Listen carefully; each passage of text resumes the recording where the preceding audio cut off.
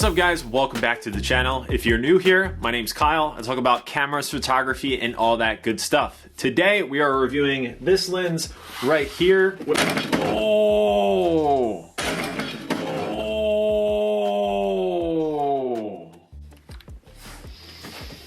Okay, we're gonna have to try that again. It's fine, everything's fine. Hey, what's up everybody? Welcome back to the channel. If you're new here, my name is Kyle. I talk about cameras, photography, and all that good stuff. As you can tell by the title, today is a lens review on the TTArtisan 7.5mm f2. This thing is a fisheye lens. It is quite unique. I mean, all fisheye lenses are, a pretty unique perspective on photography, being very wide and kind of distorted on the corners. However, this fisheye lens has two features that I've never seen on other fisheye lenses, period. It's also relatively inexpensive. I think it's around 170 US dollars. It's available for multiple mounts, so we're going to be reviewing it for the Sony E mount on my Sony a6000, or all the example photos you can use on your a6000 or any really Sony E mount camera. It is an APS-C lens, and as I said, it's available for other mounts like Canon EF-M, even Nikon Z at this point, Fuji X mount, and Micro Four Thirds. All of the affiliate links and things like that are down in the description if you guys want to go through those links. As well, I need to say is TTArtisan did send me this lens for free to review, but they never tell me what to say. Everything in this video is my own opinion, so let's get into it. So first of all, this lens is quite beautiful. It's got this big old element in the front. As you can see, it is, got this curved front, so it's very fisheye-like. It has a built-in hood that you can't take off.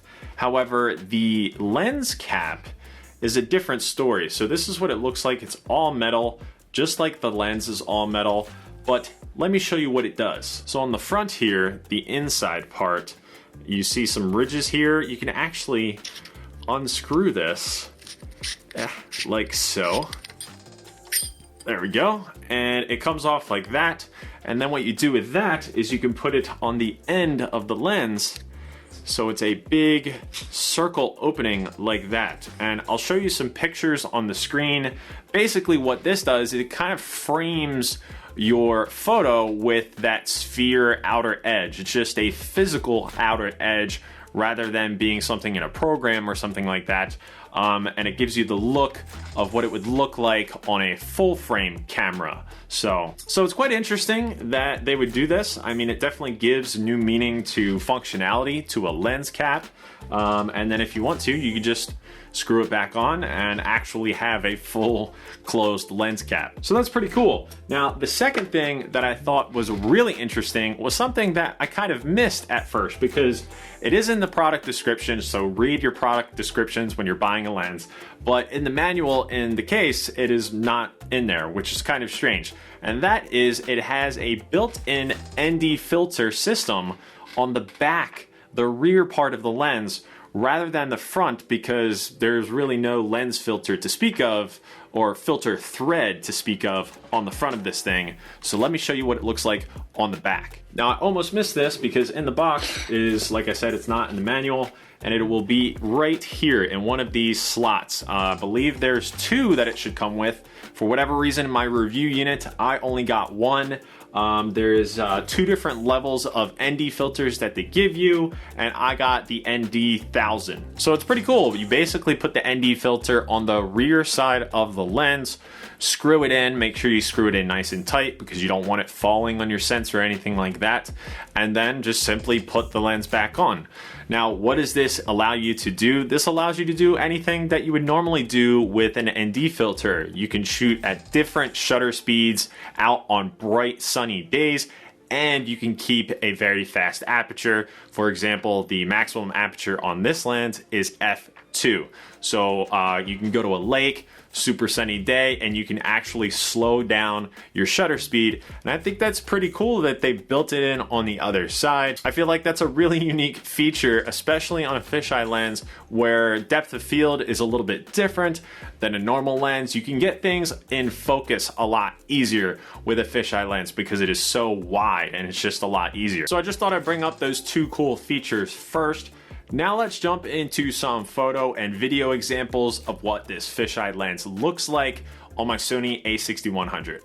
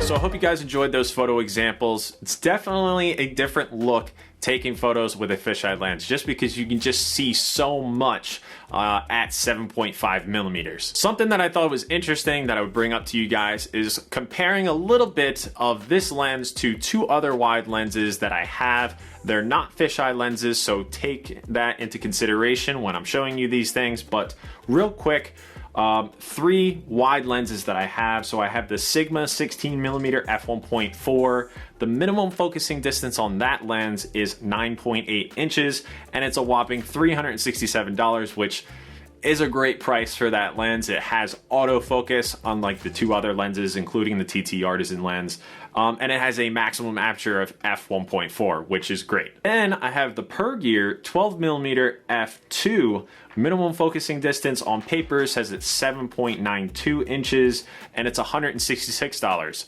It's all metal construction, it's solid, it's a great lens. I really like that lens. I actually did a review on that lens as well as a Sigma, but review on the Pergear you can see up here or down in the description. And then you have the TTArtisan lens. It's 7.55 millimeters, so it's the widest of the bunch, and it is a fisheye lens.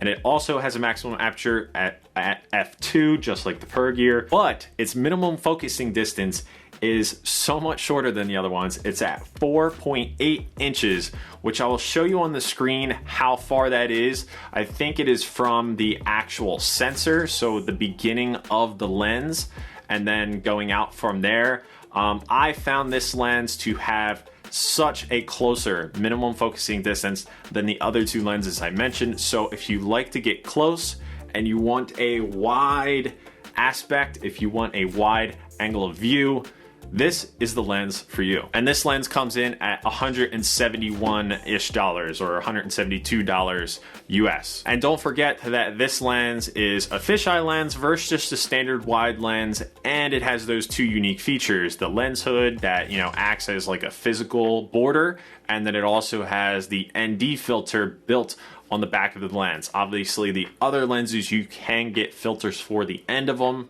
Not sure about the Pergear, honestly, but the Sigma, all of my lens filter reviews that I did, like the Freewell filters and things like that, I used the Sigma to showcase those. Oh snap, this is Kyle in the future, letting you know that this lens is also good for astrophotography. I didn't get to test it myself, so I can't say from personal experience, but here's a sample image from TTArtisan and their product page.